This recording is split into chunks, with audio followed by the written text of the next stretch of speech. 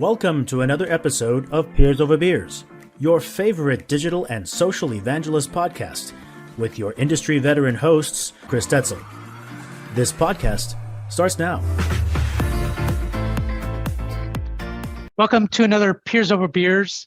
My name is Chris Detzel, and we have a super duper guest today. He's a book writer now. Tell us about yourself. Well, is the term author now? That was author. So yeah, I mean, I've had too much to drink already. Well, it's hard to believe it. Actually, it's one of those things now. You know, I guess the A in my biography can start with, "Hi, I'm Adrian Spire and author." Author, I love author, it, man. Speaker, and community builder. So you have a book. What is that? What's the book called? It's called The Accidental Community Manager: A Guide to Building a Successful B2B Community. And it only took 4 years to write, so I'm so happy it's finally done. You know, I've known you for a long time, Adrian, and we've I say a long time, at least 4 or 5 years. Yeah, absolutely. And you know, we've talked on the phone several times in the past. Now it's been a while since you and I have had a conversation, but I think you told me about the book several years ago, a few years ago, or you said you were working on one. And, you know, when people say that, you're just like, yeah, maybe, whatever, you know, like, will that ever come out? But you really actually wrote a book about community management, B2B stuff. And, you know, tell me more about that. Like what led you to write this book and what it's about and what are you trying to accomplish? Yeah. Great. Yeah. So, I mean, I think it's always funny. I was telling as many people as I could I was writing a book, also to keep me motivated. And you know, it's kind of like, I don't know about you, but I've had some I've gained weight, I've lost weight, I've gained weight, I've lost weight.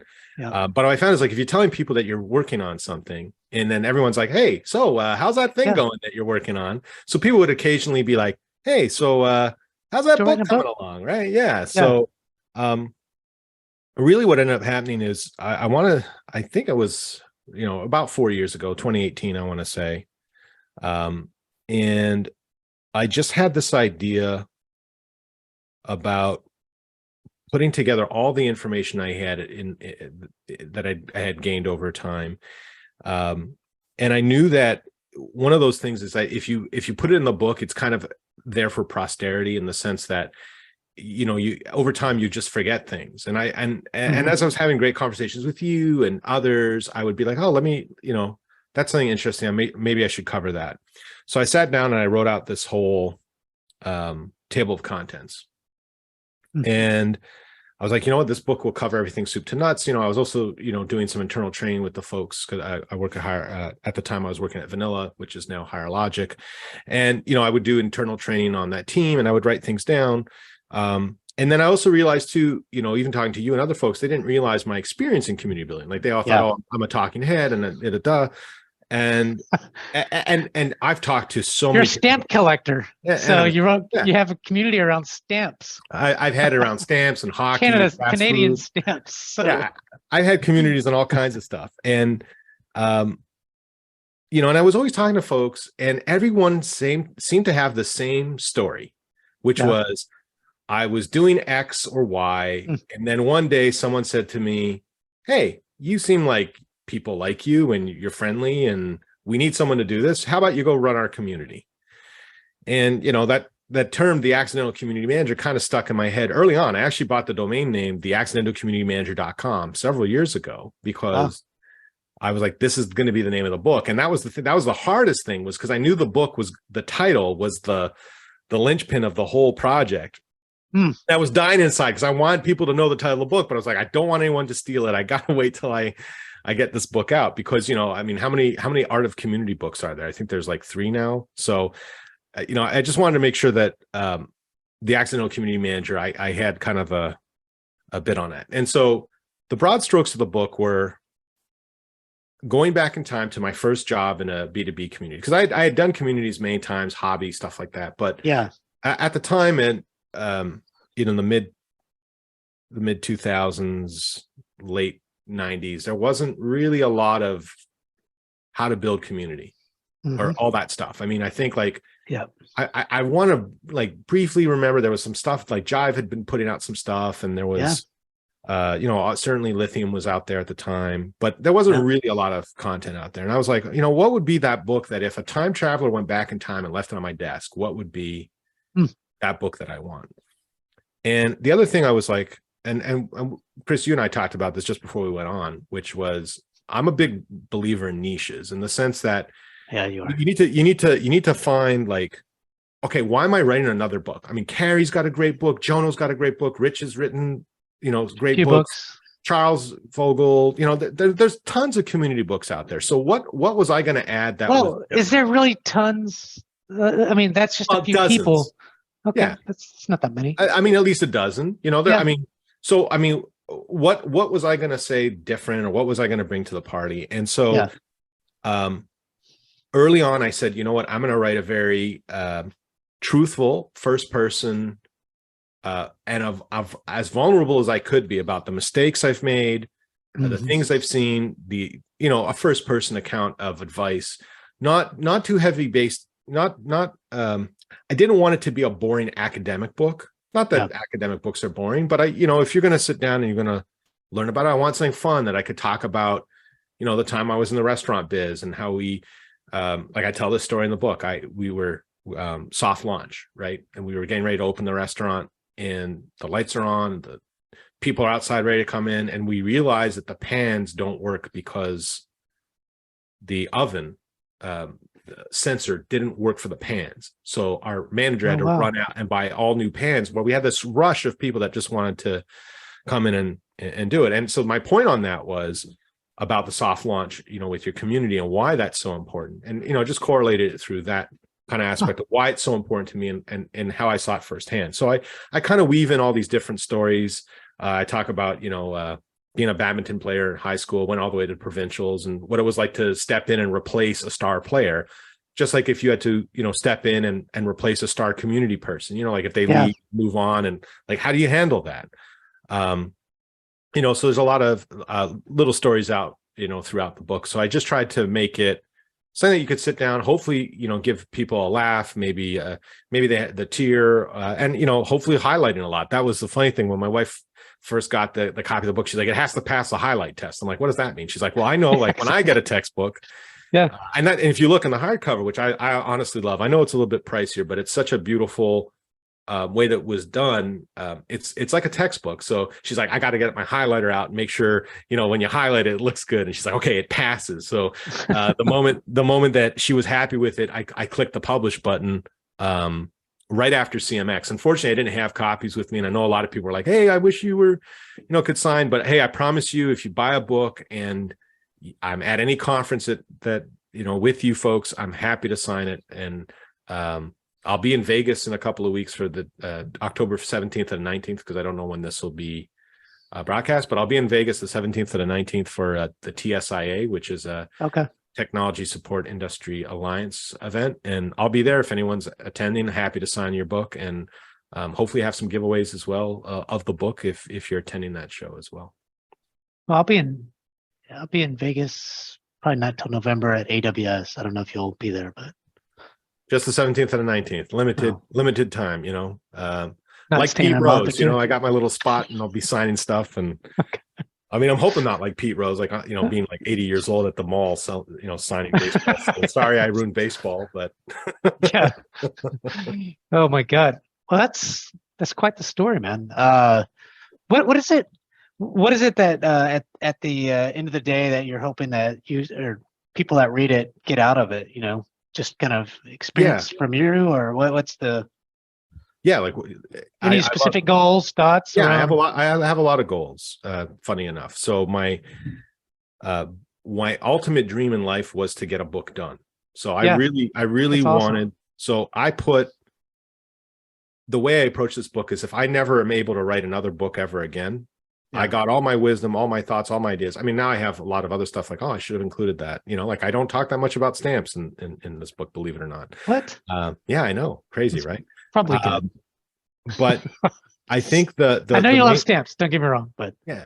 Well, I mean, I think the thing is, it's kind of how I start out the book. I want people to know that nobody knows anything. we're all just kind of making it up, trying our best to get through the day. And Yeah. there's a lot of times people are like, oh, like, you know so much, or so-and-so knows so much about community and I don't know anything. And you know what? We're all just suffering from imposter syndrome and trying to just do our best. And I just wanted to create a book that someone had that kind of just, oh, you know what? I'm running into this problem. Let me see what, Adrian has some advice on it. I never really expect, I trust me, I love the fact people buying the book and they're going to read it cover to cover.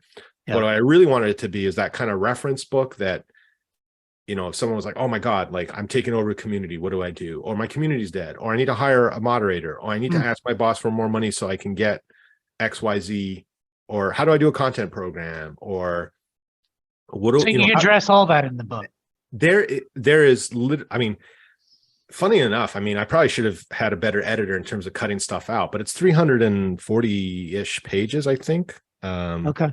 In the paperback, I cover everything from SEO to moderation teams to choosing KPIs to selecting a forum software to should you even have a forum, building out a program. Hopefully you say Higher Logic or no, well, you know what, vanilla.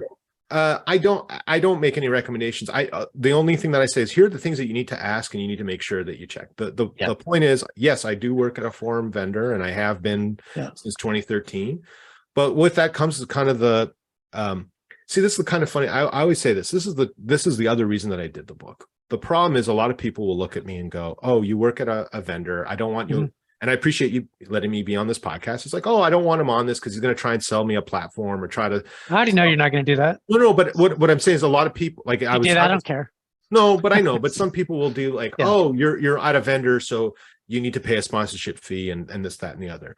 What I wanted to do, this to me is a book of service. So what I wanted people to know is, if you're going to buy a software, here are the questions you need to ask so you don't have a situation. Because I can tell you, having been doing this a very long time, it happens that someone will choose a platform and not think about data export or data ownership, or they may think about it, but then they don't think about, oh, what format am I going to get the stuff out of the community? So like, they may be thinking, oh yeah, you know what, maybe I'll migrate and they'll give me a data dump of my stuff. But then they find out that the data dump isn't a PDF, or something like that, which they can't use. And so I kind of can't use a PDF. Yeah, well, try importing a community with PDF. There's a whole bunch of platforms that if you put your stuff on there, it's never coming off. And like I have dealt with people that have kind of had to restart their community for the simple fact that the data was kind of just locked in, like a Hotel California scenario. And I kind of want to make sure, and I don't want that to happen. I don't. That's an interesting tip. I never thought about it. I guess, I've always selected the right vendor, but getting your data out is got to be the single most important thing that a community leader should think. I say single most, but that's got to be an important thing to think about for the future. You don't know that you're going to stick with a vendor forever. You know what I mean? Yeah. And then the other thing too is, I want to give that platform perspective as well. We at platforms, and I'm speaking for all the platforms, Koros and Inside It and everyone, no one here wants you to choose the wrong platform. Yeah. Because at the end of the day, if you choose the wrong platform for your objective, what's going to end up happening is the platform vendor will probably get the blame of it. Oh, your platform sucks because it didn't allow me to achieve my goals. But it's like, well, maybe it wasn't the right platform to start with. And I also address that too, because I've had people that will, early on, they would choose vanilla to be like a blog platform. Like, if you want to do blogging, like, get WordPress. Don't try to turn a forum into, or Medium or something. Yeah, like it's just a weird. It's a weird thing, and it's just the same. Like, Higher Logic does the association stuff well, and I don't know. Like, if you go and take whatever platform it is and try to do something else with it, and you kind of go, oh, this is a really good platform for associations. Well, that's kind of a no-brainer. Like, you chose the wrong platform. I use Higher Logic, and I've always been happy with what they do. And been using them for a long time, right? There's specific reasons that I stick with them. Yeah, we've relationship talked, is so we've talked about that, but that's what's important, right? Like, we don't, like, wherever you end up going next, like, you want to make sure that you're making the right choice. And certainly I'm the head of evangelism, so of course I think the platform's great. I love it, and I think it does a great job. But at the same time, I don't want people to take the wrong platform and then be like, oh, it's like it's your fault, and it's like, well, sometimes, and let's all be honest, sometimes platforms don't do all the things that you want, and there's always going to be gaps. But at the same time, let's go eyes open, and hopefully in the sales process, things go well enough that they challenge you along the way to make sure that you're in the right spot, so that you don't end up with a surprise. And I think platforms, is an important piece of, community, the community decision, right? Like, if you want an online platform, you gotta buy one, and look at the big 3 or 4. It's my recommendation around that. Yeah. Well, it's also important too. Like I also like to point out, it's not just about the platform. Like that's the other thing too. Like people get, oh, you're a forum guy, and I get it. It's one channel in a multiverse of different opportunities to engage with the community. And I think forums are great from the fact of all the benefits that I see from it. I was talking to a sales guy the other day, and he's like, oh, this customer's on Slack, and it's like, well, how do I convince them to migrate off Slack to go into a forum? I'm like, no, that's not the conversation you should be having. Slack has a very special characteristic about real time and being ephemeral, really great, like in that immediacy, just like Discord and some other platforms are. That's right. But a forum has a whole different angle that Slack will just never be able to do, which is, and you know this, Chris, because you've worked at companies with people in different time zones. It's like a conversation starts at 3 p.m. your time, and someone in Australia wants to comment. Well, if it's in Slack, by the time they get around, it might be so far away they missed out and they don't know half the conversation that's happening. But a forum, at least it's linear. They can see it. Oh, okay. Chris said this, and Mike said that, and Joan says this, and I can quote them and have that conversation. There's a permanence to it as well. From an SEO perspective, you're not getting any SEO benefits from a Slack community. It's kind of hidden, and so I don't see it as an either. People are asking the same questions over and over. It's not searchable or easily searchable. But it's an and, right? Like that's what I would say. Like use both. Like there's Slack is good. I love Slack, but I would never use it for an online community. Honestly, you'd be amazed. Like I don't want to call them out, but there was a company. Yeah, there is. They had a fantastic community, and they shut. So let me use the proper terminology. They had a forum that was fantastic, and it had a lot of great content. And they decided to go to Slack, and they closed it down. And that information got lost to the ether. Yeah. And they went to Slack, and about like a year later, they realized they made a mistake. And part of the mistake was they lost all the people and the conversations and all the great stuff that was there. Yeah. And they went back to having a forum, and it never recovered. Like they just weren't able, because people didn't trust them, and it was kind of really tough. Going back and forth. Yeah, it was kind of sad, to be honest, because it was a site I used to visit quite a bit to get information. I mean, I don't know about you. Like we use Slack in my company, and how many times have you said, you know what, I know this conversation happened, but I can't find it. Yeah, all the time. I'm like, I was doing that this morning, and I was like, just ask it again. Yeah, and then and then you try to, oh, maybe I'll use a filter with files and add who I believe was mentioned in it, and you still don't find it. And I just don't find forums have as much trouble in finding the content. I've never had as much trouble. Especially open ones, when you can find it on Google, you just do a search and it's there. Yeah. So we talked about platforms. You talk about content moderation and things like that. Any other things that you want to kind of bring up? Yeah, well, I talk about health and taking care of oneself. I think that's an important aspect. And I talked about DEIB, which I thought is really important, because what's DEIB? Diversity and inclusion. It's really important because, or DEI or however, it's really important that conversation happened. And I felt, it was kind of important to, a book about community to at least have a chapter discussing it. And so diversity, equity, and inclusion. Correct. Yeah. Got it. Yeah. Sorry, I had a brain. It's Friday afternoon, folks. So I just Googled it. But I had that chapter on it, and I really relied on a whole bunch of friends within the community space to kind of, check it and make sure that I covered all the things that needed to be there and provide some resources through. So I mean, that's the main thing. And now the next step is just waiting for people to read the book and hopefully start getting some reviews. I'm both excited and terrified by reviews. It takes a long time to put this together. Self-published, all out of pocket, to put it together. Part of that was no publisher would have waited 4 years for this book. And the other thing that's funny is, well, not funny, but as I say in the book, COVID had obviously a lot of impact on a lot of people's lives. The only thing that I had that was positive out of COVID was this book.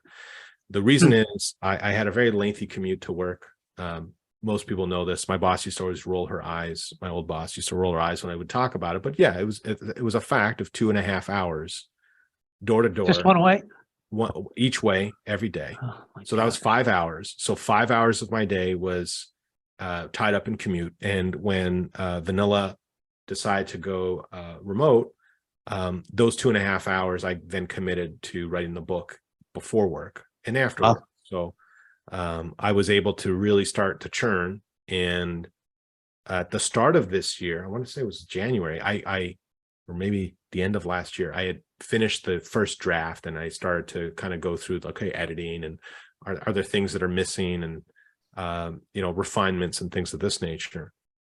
And it was really tough because honestly, writing the book was really easy. All the real hard work came after the book was finished. Because here you are, you have this Word document, you've written all this stuff. It's I think it was like 77,000 words. But how do you get it from a Word document into a book? Like, I don't know about book publishing. I never found out. I wouldn't either. And I'd love to give a shout out to the folks at Reedsy, reedsy.com. If ever you're looking to publish your own book, it's a marketplace. And I was able to basically find an editor, find all these fine folks to kind of help me format the book into the book that you see today. I found using the community. Yeah, I mean, in some senses, it was kind of funny too, because the first round to get an editor, you're allowed up to 10, 10 what do you call it, people that you can ask for a quote. So I sent out this quote to 10 folks, and each one by one rejected the quote. Rejected in the sense that they're like, I don't know anything about community. This is not saying I'm interested in. I don't think I can help you. And then there was one guy, his name was Gregory Newton Brown. Fantastic guy. I can't say enough good things about him. He's a freelancer who works at HarperCollins and Random House. So he said, I'm going to work with you on this book, and I'm going to make it happen. It was a real partnership. We had some Zoom calls. He really got it. And what was great is I had shared this book with some folks in the community space that read it before, and they kind of got, were kind of giving me tips, I'll give credit, like Carrie Melissa Jones and Nicole Devilites, Awesome. Who read through and were like, oh, this isn't clear, or maybe you want to expand on this, or maybe I would rearrange the chapters. Like Nicole pointed out to me, like I didn't have anything about private communities, right? Because a lot of people about private communities, and she's like, you've talked about public communities, but you haven't talked about private communities. I'm like, you're right. I'll add a chapter on that. So, a lot of the blind spots. But what was great about Greg is he came at it from something that I couldn't have, which was someone who wants to build a community with fresh eyes. And he would point out stuff like, oh, this is an acronym, or this isn't clear, or this doesn't make sense to me. Can you expand on it? Because you get so inside baseball that any expert in community would kind of gloss over and not notice it. So Greg was doing a really great job, and then he was able to format it into the format needed. So he got the Word document all the way to with the margins and all that jazz. He's like, who are you publishing with? And I'll set it all up. And then I found this wonderful fellow in Ireland / Spain. I'm not really sure where he lives. I know he's Irish, but it's Spain. And he designed the cover of the book, and we went back and forth. But I mean, he just did a fantastic job. And it all just kind of came together really quickly, to be honest, after that. And it was kind of one of these moments where each step of the way, I kind of get a bit of anxiety, because it's like, okay, well, what do I do next? Right? Yeah. Like what happens That's next? great, though. And so it moved really quickly, because I think were you in Memphis at Clicks? No, I didn't get to go to that. Okay, so when was that? It was April or February, April, something like that. Yeah. So that was, I added one chapter at that time. So just to give an idea of timeline, and then over the summer was when I was doing like the final editing, Greg, and all that jazz. I had it ready at Amazon for a bit, but here's the thing. I didn't want to sell anything without physically seeing the quality of the book, right? So I wanted to get a copy. I got it in my hands. I was like, okay, it's good.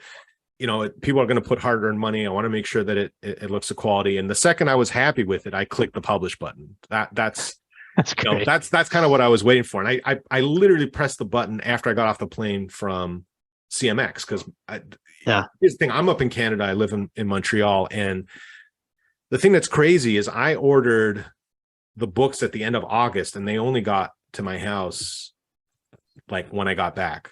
So, are you shipping these books to people when they order it? Is that how you? No, it can be ordered from Amazon, Barnes and Nobles. It's available on the Kindle and Kobo, on the Apple bookstore.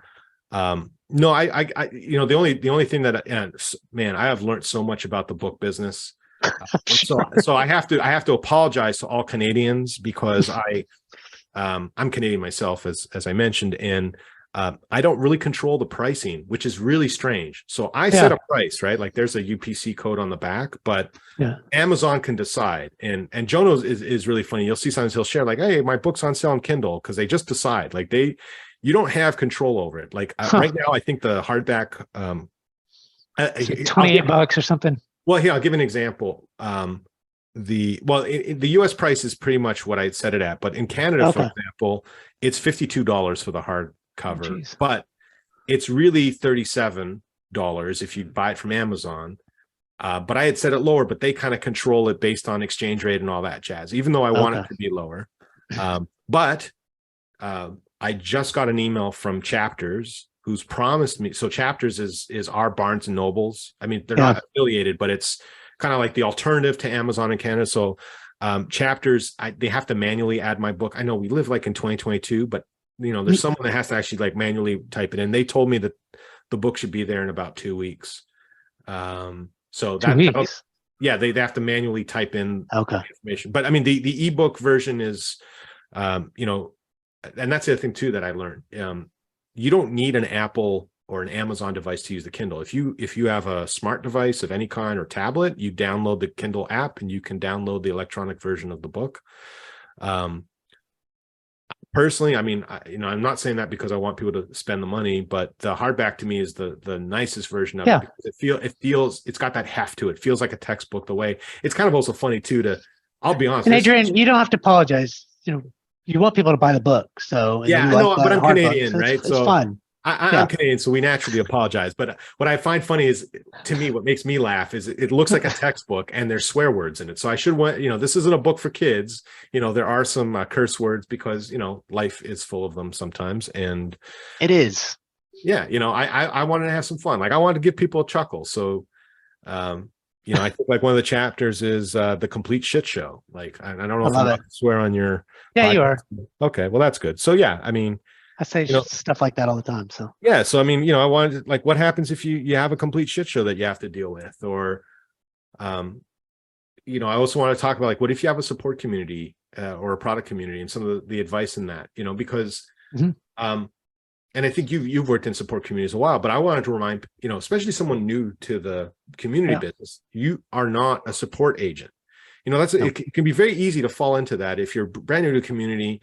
And someone says, okay, we're doing a support community and you're going to answer these support questions. Well, wait a second. I'm a community manager. My job isn't support. I'm happy to build the community and make connections and kind of be the conduit, but my job is not support. I'm not a support agent. Yeah. That's the kind of stuff that's in the book. I want to give, I tell early on, one of the biggest regrets I had early on in my career was I didn't know better, but B, I didn't have the confidence. Like I knew things were being done wrong in the community, but I was kind of like, well, that's the boss and that's what they want to have done. I was measuring stuff I shouldn't have been measuring. And, they had me doing all kinds of creating fake profiles and having conversations with myself. And like, I didn't know any better. I was early 20s, just out of school, kind of thing. And it's like, okay, well, you want fake profiles? Sure. I'll create fake profiles. Sure. And I'll have that conversation. And like, I mean, hey, these are marketing executives. They know better than me. So I'll do as told. And, at the same time, that's on me, right? Like I take full responsibility in the book. Like as the head of the community at the time, it was on me to say, wait, this isn't the way that we should do it. But I kind of took a passive seat and kind of followed along. But I want to tell people, hey, don't do this, because there's a lot of people that say, oh, you should just make some fake. Here's the thing: if you have to create fake conversations, maybe the concept for your community is not a good idea, because maybe people don't want to talk about it. That's right. If you can't find at least someone. And here's the thing, like and that's the other thing I want to underscore. This is a book about B2B communities. Like, I know there's going to be people that are going to come at me like, well, it's not true for nonprofit, or it's different, and this, that, the other. I think creating fake profiles is probably pretty true amongst most communities, right? But what I mean is this: if you're a B2B community, you have a community around you, right? The community exists. There's people that are, obviously there's an audience, and then there's a community, right? There's folks that are going out there, whatever product that you're working on selling, they're talking to one another, be it in user groups or LinkedIn or Reddit or wherever that's happening. So they're looking for people to talk to about the product because of either they need help, they need something to get done, right? Yeah, like I understand a consumer product that's brand new that no one's ever heard of. I understand. But I mean, if you're Adobe or you're, name whatever brand you want, they've got a community where conversations are going to happen, where that conversation could occur. And I'm saying, hey, well, you should be able to find folks to seed your content or possibly best folks to come in and have that conversation, right? Like it's kind of a no-brainer. Wow. Can't believe you wrote a book. That's pretty awesome. I can't believe it either. I mean, to me, it's I think it's great, man. Whenever you posted that like a couple of weeks ago or something, and I was like, Adrian wrote a book. Wow. That's pretty awesome. I know you mentioned where we can find it, but what's the name of the book? Just to kind of end it here, but name of the book and where you can get it and all that kind of stuff. I'll put it up here, for those that visually can see it. So it's called The Accidental Community Manager, a guide to building a successful B2B community. It's available at all fine bookstores. And actually the easiest way is just go to my website, adrianspire.com.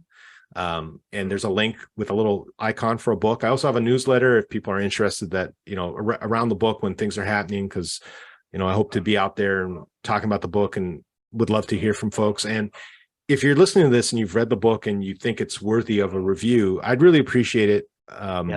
One, because, like I said, these are the things that you learn about the book industry, but the reviews are so important for discovery. And, I'm I just also want to say, I'm very thankful for you, Chris, and just the larger community of community professionals that have supported this book, bought it, taken selfies, shared it all over social that they had bought copies of the book. But I also want to get to those folks that are brand new that don't know us, like, as you know, right? How many times have you heard this where someone brand new starts in community and they're like, oh, I didn't realize it was a thing. I didn't realize there was an industry. I didn't realize there was a show. I didn't realize that. Right. So for me, the reviews will help those folks that are maybe, brand new to community and they're searching and they find a book. Like, I don't buy stuff on Amazon without a review. So it's really important to me that, hopefully it's worthy of 5 stars and people think it's a great book and want to leave that. But, I'm a big boy and I know that doesn't always happen. But feedback is a gift, right? Yeah. So we all need that, and certainly for the book and for your next one, what to do. Or not I have some plans. Okay. Hopefully it doesn't take 4 years, but Well, you know what? I have a recipe now. So I think, well, here's where I'm debating. I have potentially another book around community stuff, or a fiction book about a murder and some money hidden in walls. And it's a very intriguing story that has also been on that's also been around for 4 years as well. So really? now that I've picked one out, it's kind of like, oh, now I have time to work on the other. But yeah, we'll try something. Well, I was talking to someone the other day about this. I don't know if people know this, but Anthony Bourdain, besides writing books about cooking, also was a mystery thriller writer. He's written a couple of books that they're actually pretty good.